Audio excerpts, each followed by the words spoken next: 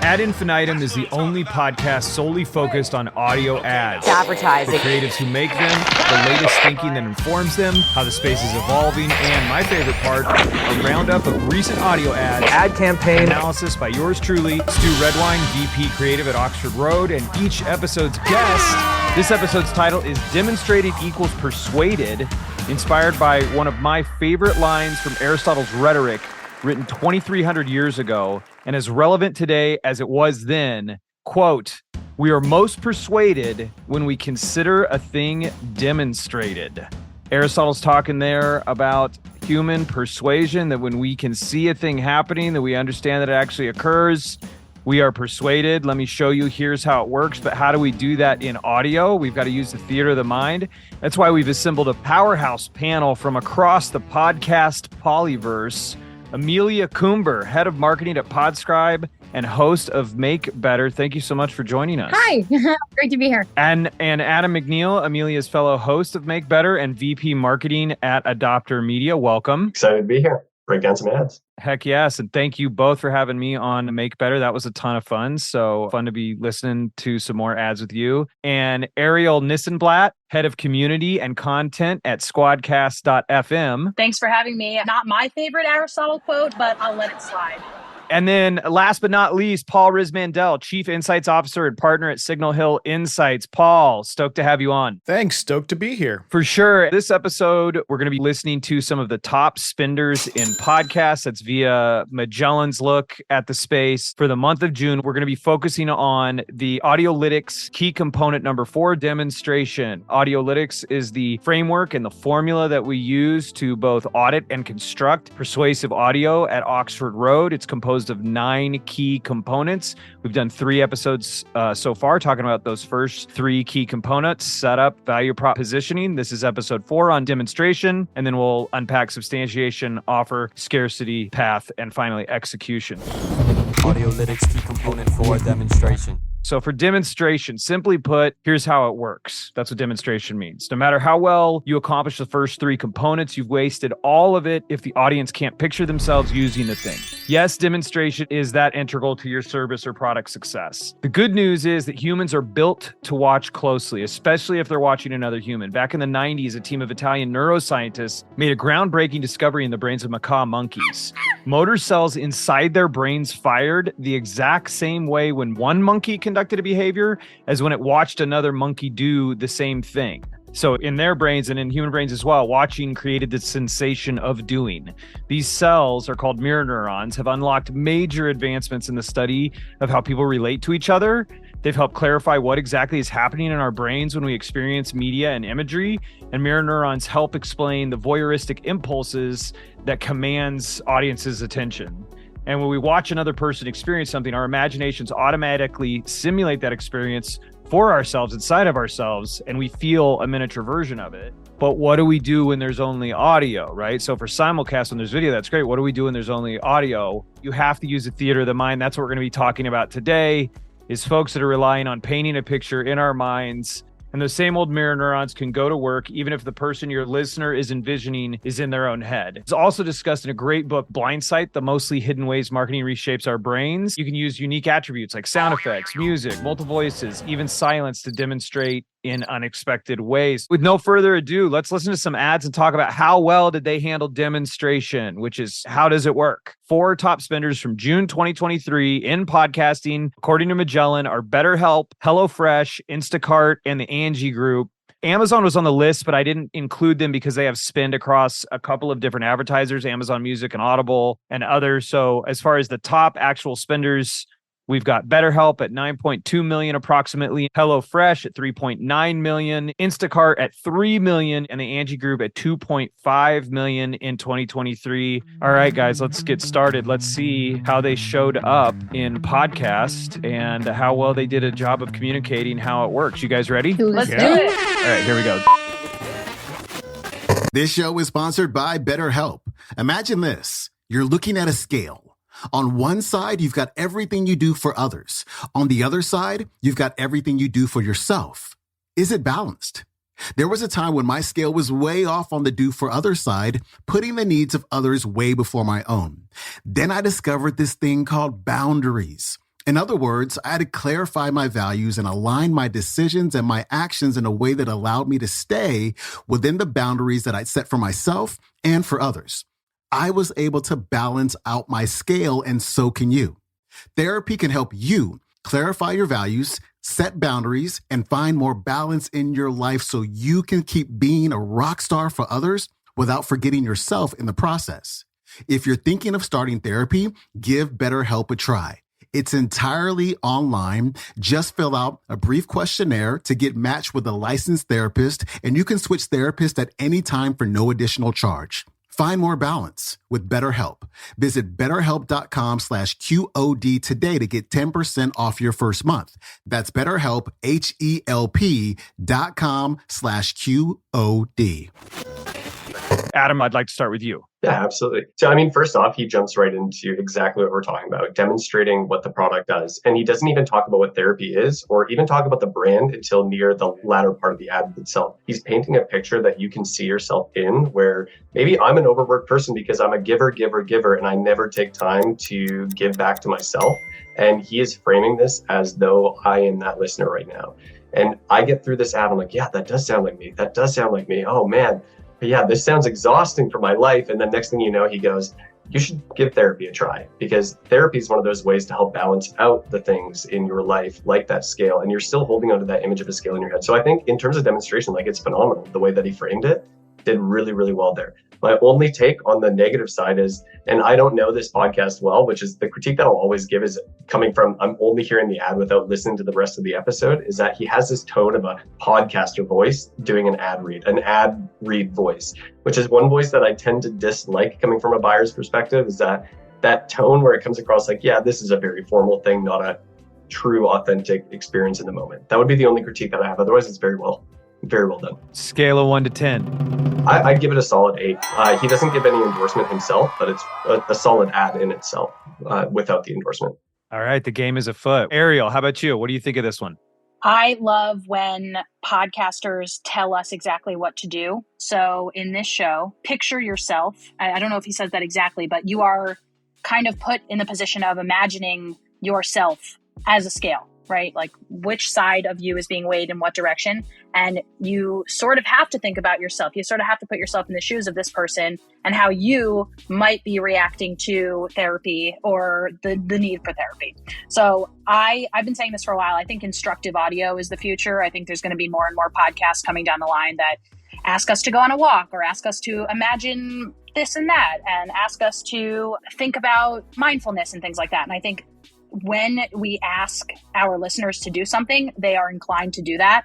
So this ad, I do agree with Adam, while it's really well spoken and it hits all the points and it gives me a reason to try this product, it is very much in an ad spoken voice. I actually at first did not think that this was a host read ad. I thought it was an announcer read ad. So that was just maybe a negative point. But other than that, I do really like that it asks me to put myself in this situation and to consider why this product might be helpful for me.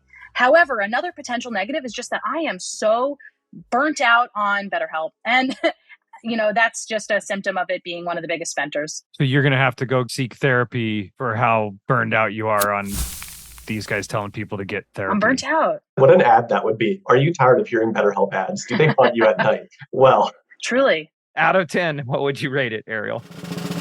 I'm going to give it a 6.5 out of 10. All right, we're going into 0.5s. All right, that's good. Going to 10th place. 6.3. No, it's good. 6.3. Oh, wow. All right, it just got downgraded. It's all right. Audiolytics goes to the 100th place, so I respect it. All right, Paul, what about you? What do you think of this ad? It's well demonstrated, but for a particular persona. There are going to be listeners who will not identify with this circumstance. If you don't identify with this circumstance, are you going to stay tuned in? Is this relevant to you? Are you going to stick around? So for the circumstance that he outlines, it's very relevant. I think it's very well done. I really appreciate they have BetterHelp at the top. It is good to have that brand name in there, not only at the bottom, because even if someone tunes out because halfway through, they're like, well, this isn't me. This isn't my issue. This isn't my problem. I'm fine. Or I'm not fine, but this isn't my issue, at least they got the BetterHelp part. And I think that's really critical, actually. I think that's super critical. And that's what we've seen time and again when testing ads, is that get those mentions in there and don't just leave them for the end. And people will remember, even if they didn't hook onto other parts of the ad. And that's going to be my critique. It's both great, right, that for the person who identifies with the circumstance, I think there would be a lot of resonance and it's going to work really well. But it may not work for everyone who might be a potential BetterHelp customer. And that's why you don't just run one ad. And that's why you don't just run one set of copy.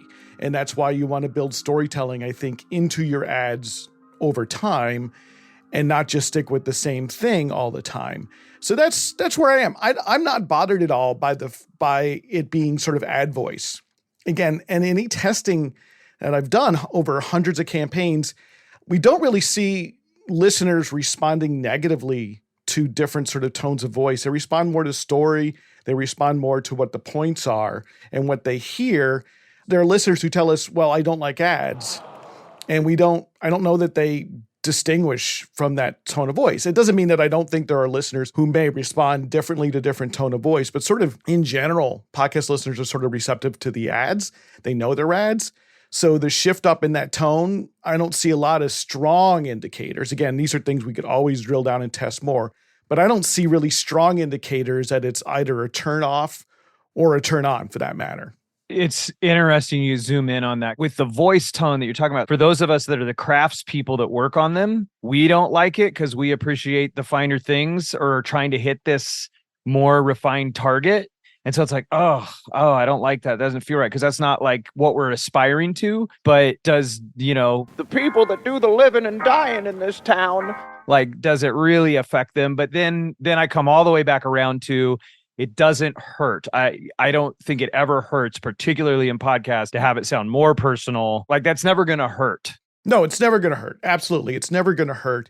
But I've also tested campaigns where the announcer reads outperform the host reads, right? This is great copy. So right here, I still think that with its particular ad, I think that the podcaster's done a fine job with it. I get the sort of the fine distinction. And, I'm not saying that if this were read in a somewhat more conversational style or it matched sort of the tone of their presentation that we wouldn't see a difference. I don't know if we would. Great point. So on a scale of 1 to 10, what do you grade this one? I'm on a 7.5 here. Oh, 7.5. We got an 8, 6.3, a 7.5. And now it's down to you, Amelia. What do you think of this ad and how do you grade it?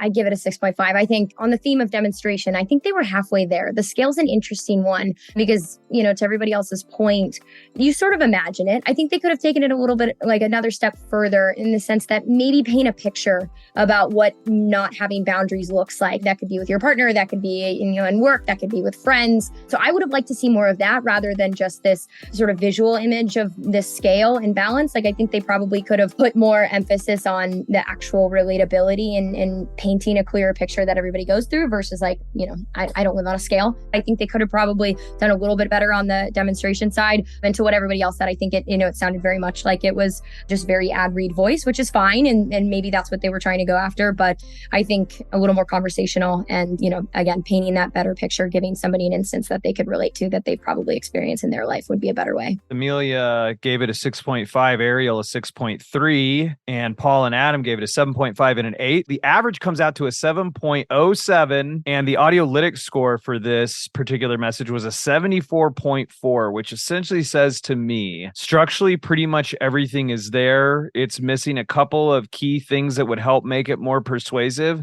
But when I zoom in on demonstration, what's interesting to me is through the Audiolytics lens, is demonstrating how it works. How does the product itself work? Where looking at this, the whole setup of the boundaries and all of this is like his personal segue in to how the idea of therapy works. But how does BetterHelp itself actually work? There is some information there, but there could probably be more. Okay, thank you guys. One down. Let's listen to the next one. We're talking about HelloFresh. So the first was BetterHelp at $9.2 million in the month of June. HelloFresh at $3.9 million in the month of June.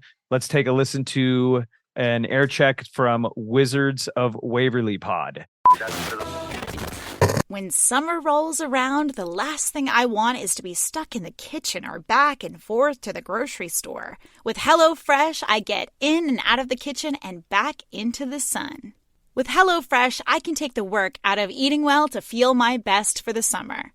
With Calorie Smart, Protein Smart, and vegan recipes for lunch and dinner, I can reach my goals without spending my summer calculating macros or measurements. HelloFresh also saves me time to spend less time meal planning and prepping, and more time doing my favorite summer activities at the beach or on the campground. With HelloFresh's pre-portioned ingredients, it's easier to get cooking quick without worrying about cups or tablespoons. No matter your lifestyle, you'll always find delicious recipes on the HelloFresh menu, like pescatarian and veggie options. Plus, you can even swap proteins and sides to make a recipe just how you like it. This is one of my favorite features about HelloFresh. I'm always finding meals that sound delicious, but there's just one thing I wish I could change. And with HelloFresh, I can. No more compromising your meals or your summer plans. Go to HelloFresh.com/Wizard16 and use code Wizard16 for 16 free meals plus free shipping.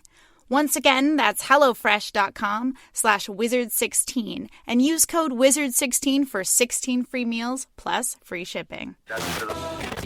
Ariel, why don't you start us off? I think it was demonstrated really well. I know what HelloFresh is. I know how to get HelloFresh. I know all of the different ways that HelloFresh can help me if I am looking to lose weight potentially, or to, it tells me about the pain points that I could possibly have and then solves those pain points for me. Maybe I'm busy, the summer, I want special summer meals, all that is there. What I thought was funny was this mention of macros and another diet related term. And this show is Wizards of Waverly Pod. It's not a health show. It's not anything to do with that. So I was kind of like, okay, maybe this host talks about those things elsewhere on the show. If not, it kind of feels like it's coming out of nowhere. Macros and measurements is the phrase that she seems to use. I mean, I guess it's talking points that HelloFresh has provided. But to me, it was sort of like too scientific, too diet culture related to fit in here. But other than that, I liked it. I thought that she sounded friendly. It gave me more information about HelloFresh than I am used to receiving. I listen to a lot of podcasts. And as I said, when we discussed the last ad, I'm burnt out on HelloFresh. I'm burnt out on BetterHelp. I'm burnt out on everything that is a top spender, of course. How can you not be? I hear it 10 times a week. But this gave me a few other things to think about. So I liked it for that reason. I'll give it an 8. Okay, you give it an 8. All right, Amelia. I honestly, I think this is probably a 7 in my opinion. I totally agree with you about the macros and measurements thing. I think maybe she was trying to get there by saying you don't have to do that. And maybe we've all heard of that. So maybe that was the sort of tie in there. But I totally agree with you. I think, when it comes from a demonstration perspective, I think if we were to just grade this linearly, yes, they hit on a lot of points way more than BetterHelp. They went through all of the details and gave a bunch of use cases. I do think that there's a difficult fine line. What they're trying to do by sharing all those use cases and all those specifics and stuff is making sure that there's a lot of different people that can relate and get value from this. But sometimes I think that actually doesn't help, because there's a point where it's just too much. If you're listing out 20 different features and benefits, you think that actually opens the audience to, a lot of different people liking it and relating to it. But I actually think it makes people tune out and it accomplishes the opposite. So again, from a demonstration perspective, yes, she mentioned all the things, and I think that was great. But from a, just a user listening to this and being would I be interested in HelloFresh? I think I did tune out and it missed the mark a little bit, rather than just finding one thing or a couple things that, even if it was only 30% of the audience would really resonate with, that's probably better than saying a bunch of things that only 2% actually ended up taking away value from. Potentially using some codified language here. And then also it's not as single-minded as it could be. And so you graded it a 7. I saw a lot of head nodding there, Paul. What about you? I think that there's too much in this ad. So it demonstrates, but it maybe demonstrates too much. So one of the things I found in research is that the more focused an ad is on one or two salient points, the more likely it is that listeners remember those points and they resonate and they stay with them. The more you kitchen sink it, the less people retain. And so they get more of a general kind of idea, but they don't get your specific ideas as much.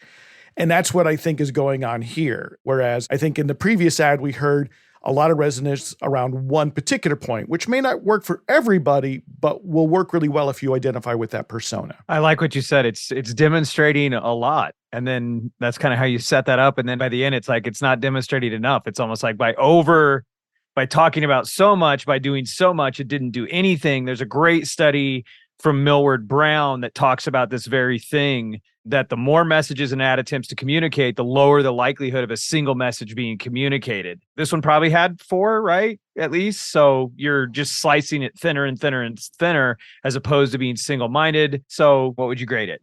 Well, if we say 5 is average, this is a little above average, so I'm giving it a 5.5. Okay, you guys, remind me to not bring my creative to you too early when it's in development, because I think I'd just get so crushed. Okay, Adam, go ahead. I'm going to go a little bit meta on this for a second, because I grew up watching Wizards of Waverly Place. I loved the show. I am their watcher as a kid growing up. And so I'm thinking about myself now and where I am years later and the type of person who would be listening to this show. And I don't think the message lands properly for a person in my shoes, where I probably am the ideal person that would be listening to this podcast, or I could imagine myself being a listener to the show. Their show is probably filled with late 20s or early 20s people who are, the fans of the show that grew up watching it, so on and so on. And the ad read comes across as though it's talking to people that are in their late 30s with multiple kids. They're dealing with the conflicts of needing to plan to go on a camping trip and all these things. It didn't resonate with me at all in that regard. Like, it felt like it missed the boat on me. And I'm not going through those experiences, where I could definitely see myself leaning into the man, I am working a remote job. I am working my butt off in my 20s. All these things are stressful, and cooking can sometimes just feel daunting. That is a selling point that I think would have been the better selling point to this audience in particular, where it's the ease of use, the simplicity. The protein swaps and stuff like that are really helpful add-ins too, where I think that could have been a great second point. But I do think that it just missed the mark on who they were talking to based on an assumption I have on who the show's audience would be, which is all assumption based. I could be incredibly inaccurate on this. But with that said, I think the ad itself, if you were to place it on a different podcast, probably could have done really well for that podcast. And I think it does hit on some points that are really good. And I don't need to say it any more than everybody else has already said it. The talking points in it felt overwhelming with information. Like, it was too much, where I felt like I don't know anything at this point. I just probably know enough about HelloFresh because I've heard about them a billion times elsewhere, that to me, it doesn't feel that overwhelming, only because I've heard it elsewhere. But if this was the only ad I had ever heard for HelloFresh, I would leave with a little bit more overwhelm rather than simplicity, which the heartbeat of HelloFresh is simplicity. They should be communicating simple messages. That's their whole brand. They want you to be able to cook simply. So I think they missed the mark on a branding perspective in that regard. I'm going to go right down the middle and say, if I was the brand and I heard this, I'm not going to be upset, but I'm not going to be stoked either. I'd say a 5.5. I'll go right down the middle right there, just a little bit above average. I'll align with Paul. These splits are fascinating so far, by the way. It's mostly more favorable for Amelia and I.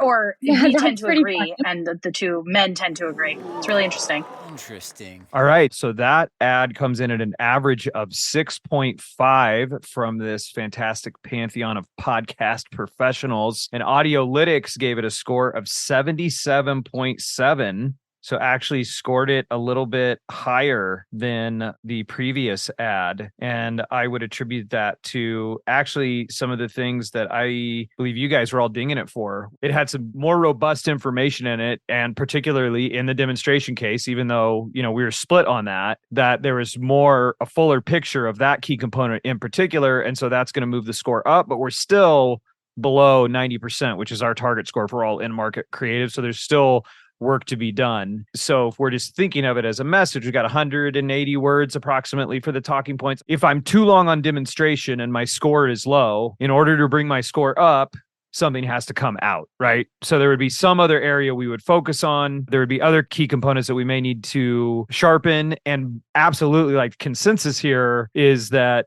if we're single-minded, that then allows everything to be able to row together in the message a lot easier, as opposed to it's trying to go in too many places. Let's go on to the next one. We've got Instacart at 3 million for the month of June. And this is their ad from Dispatches from Myrtle Beach.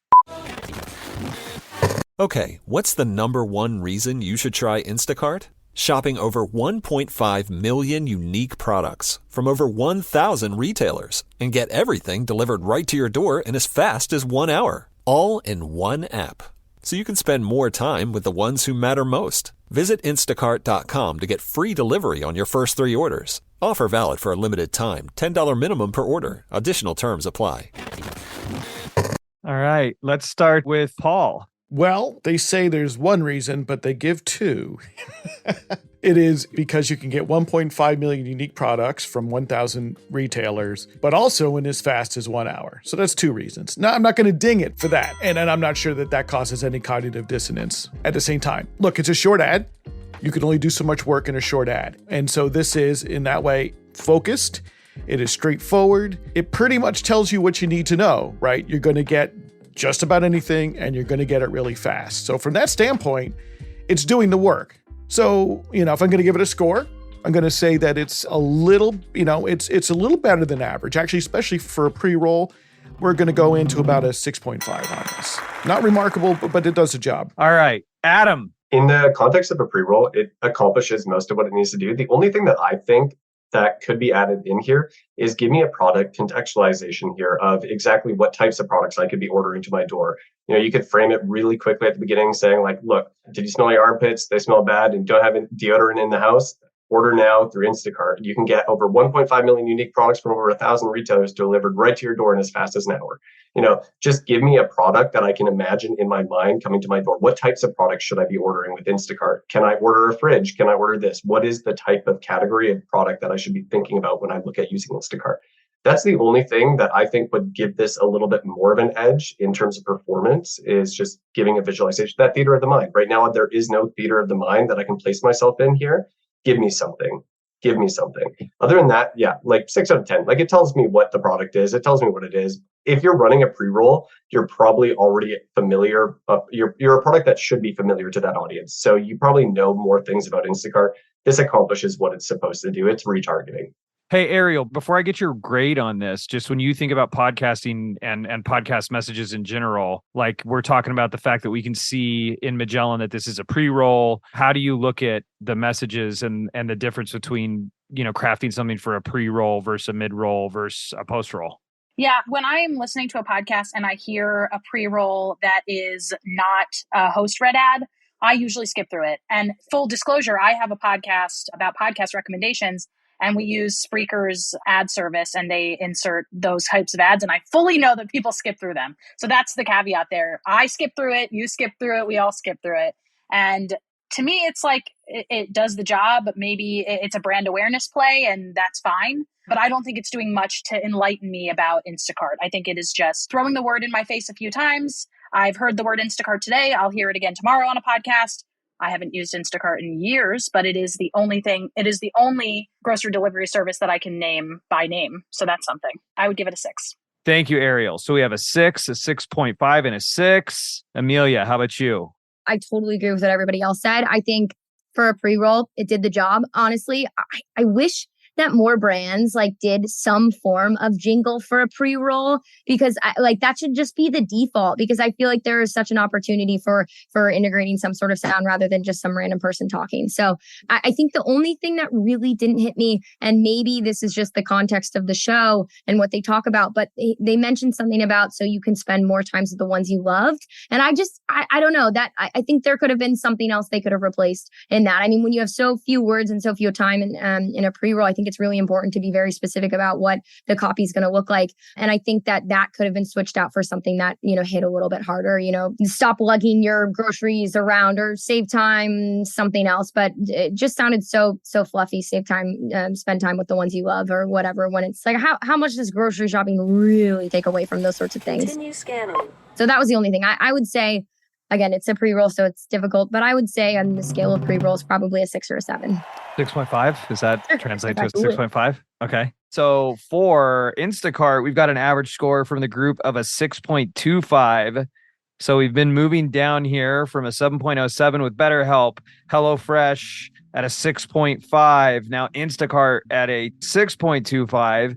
Audiolytics also, this one scored lower in Audiolytics as well. It scored a 69.4% for many of the reasons that you guys are talking about. Paul, like you said, What's the number one reason you should try Instacart? Like, I get hung up on that as well, that they go 2 points, but nevertheless, how does it work? It gives you somewhat of an idea of how it works. It can deliver so much from all these different things. I agree, Adam, kind of like what you're saying is like, let's get specific with exactly how does it work. The last one we're going to listen to here at the lowest spin for the month of June 2023, but still a lot of money, $2.5 million. We've got a spot for the Angie Group on Ratchet and Respectable. Here we go. Angie is your home for everything home, and they've made it easier than ever to connect with skilled professionals to get all your home projects done well. If you own a home, you know how much work it can take. Whether it's everyday maintenance and repairs or making dream projects a reality, it can be hard just to know where to start. But now all you need to do is Angie that and find a skilled local pro who will deliver the quality and expertise you need. Angie has over 20 years of home service experience, and they've combined it with tools to simplify the whole process. Bring them to your project online or with the Angie app and answer a few questions, and Angie can handle the rest from start to finish or help you compare quotes from multiple pros and connect instantly, which means you can take care of just about any home project in just a few taps. Because when it comes to getting the most out of your home, you can do this when you Angie that. Download the free Angie mobile app today or visit Angie.com. That's ANGI.com. All right, let's start with Adam. I had to turn down my headphones a little bit during that one and take a step back. That was very in my face as an ad read, first off. And I think that's also just the nature of the show and the nature of the host. And so within the context of the show, like, not a problem. But if I was just listening to that as somebody who does not listen to the show, like, that took me a second to warm up to the cadence, the speech, and everything. That is my first impression of it. When it comes to the second impression of it is where it says, Angie's your home for everything home, and they've made it easier than ever to connect with skilled professionals. That's a great opening statement because they're basically telling you that, first off, Angie is your access to skilled professionals for any home care need that you have, from plumbing to whatever. You have given me context for who this is. And then if you're a home projector and you do stuff there, you probably need some help there on occasion, unless you are a skilled trained professional. So in that regard, I actually think they do a really good job of framing what Angie is for. They outlined really clearly that it's the easiest way to access those professionals. I like it. There's no endorsement in terms of I statements. They do give a great endorsement from saying, like, Angie is a great tool, but they don't say I hired someone from Angie or anything like that, which I would love to hear if there was a use case that they had used it for. That's what I would like to hear in the ad read itself. But other than that, I think it's a good ad. 7.5. All right, coming in second place right behind BetterHelp, Adam ranking Angie at a 7.5. Paul, how about you? I got lost on this ad. I know what it was talking about, but I honestly found it difficult to follow. And I do think it's the copy and delivery combined. And again, I have no particular problem with the delivery. Like Adam mentions, it's probably very consistent with the podcast itself, and that's fine. But it makes it really feel like a lot was being crammed in. And I do think a lot was being crammed in. I like that they mentioned the brand up front, but it really feels like this was a high school essay, thesis statement at the top, and now we're going to go in. And that's really where it felt like, these bullet points. There's no storytelling here. And so if you're going to invest in, a 60-second ad, invest in some storytelling. You have the time to do it, unlike, you do in a 30-second ad. And I don't think that that's quite there. Because what I'm going to say is, well, why do you need to make it easier than ever to connect with skilled professionals? I mean, honestly, I get it. Sure, fine. But, hey, my brother-in-law is a carpenter. Why not use him? My friend's cousin is a plumber. It's all good. What is Angie solving for me here? And I get it sort of lower in on this.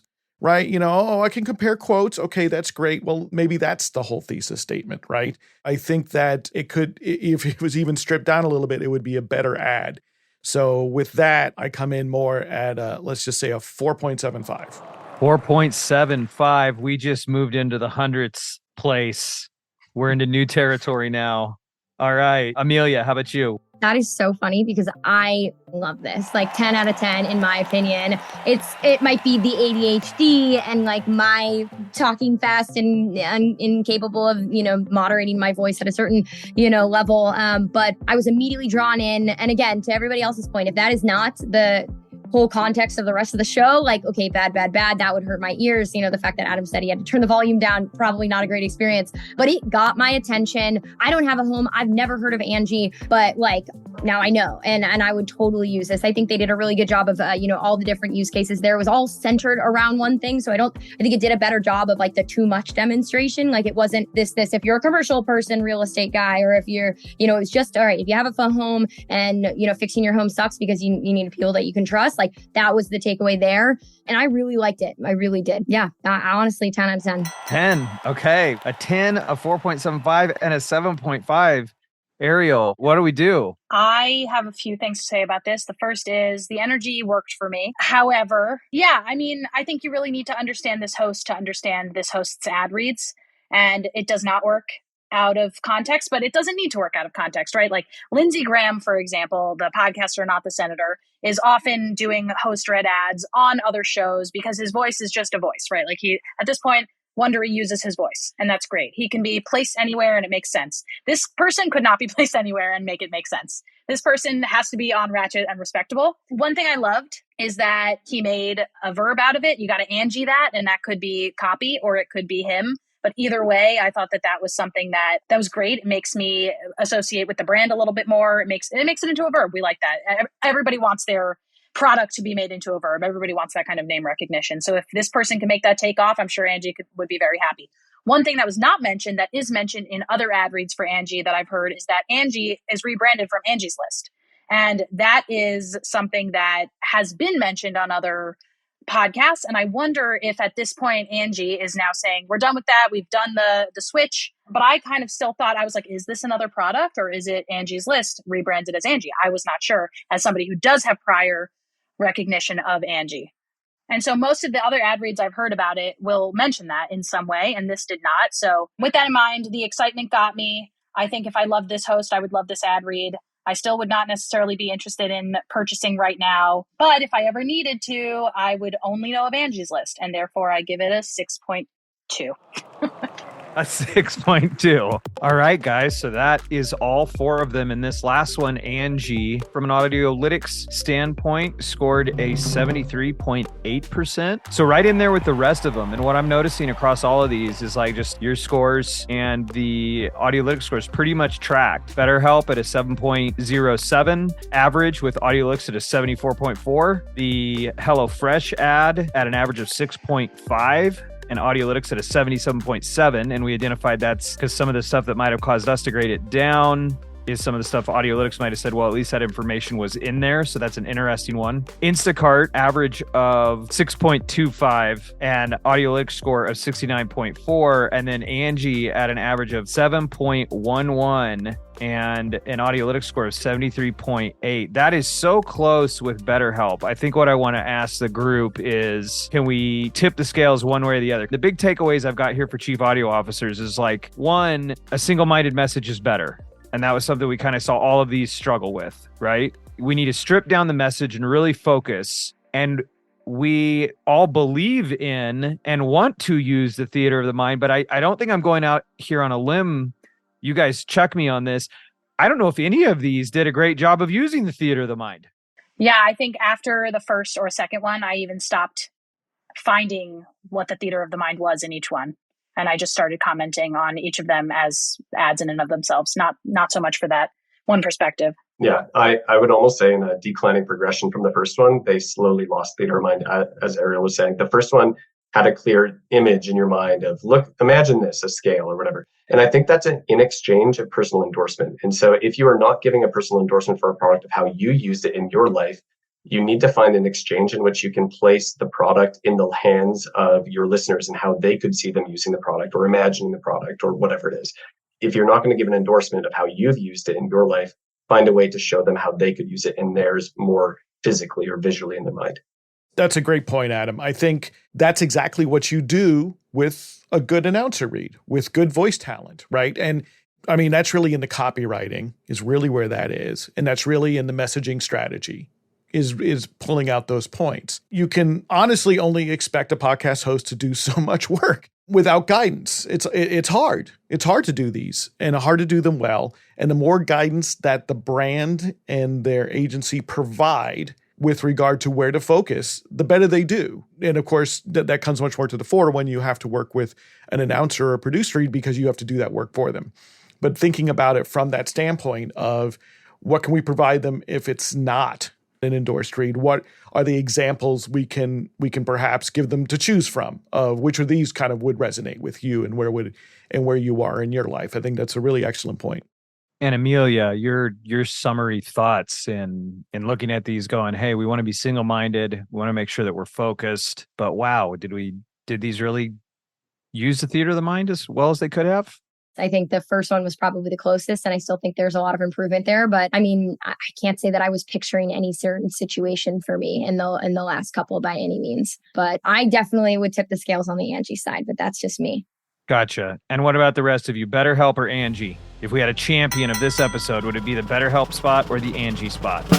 I'm BetterHelp. I mean, I think that it was focused. It would resonate with a particular persona. It did everything that you could ask for in a single ad, I think.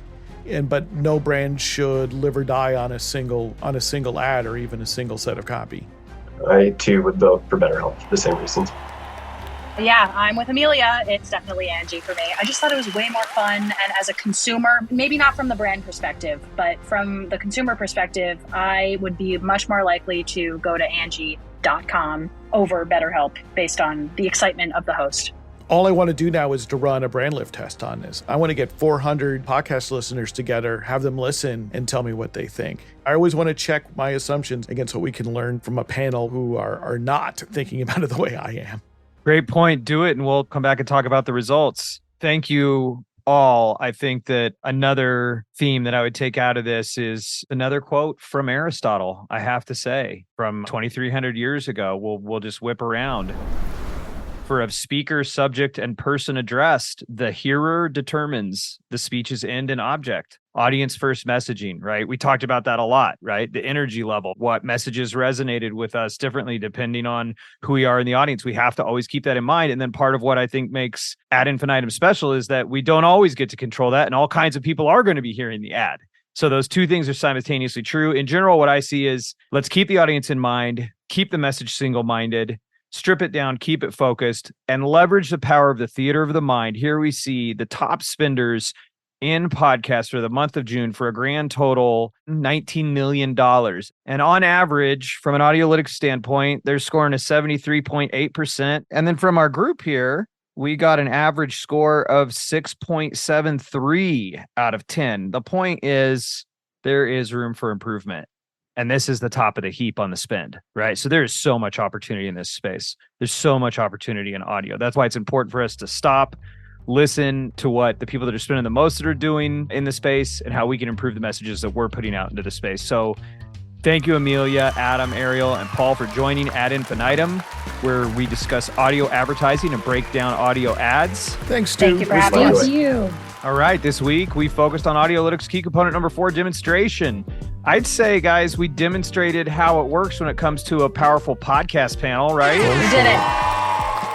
All right, if you've got aspects of audio advertising you'd like to discuss or suggestions for a guest on the show or want to be a guest, please email creative@oxfordroad.com. That's creative @oxfordroad.com. And until our next show, remember to have fun making the ads work.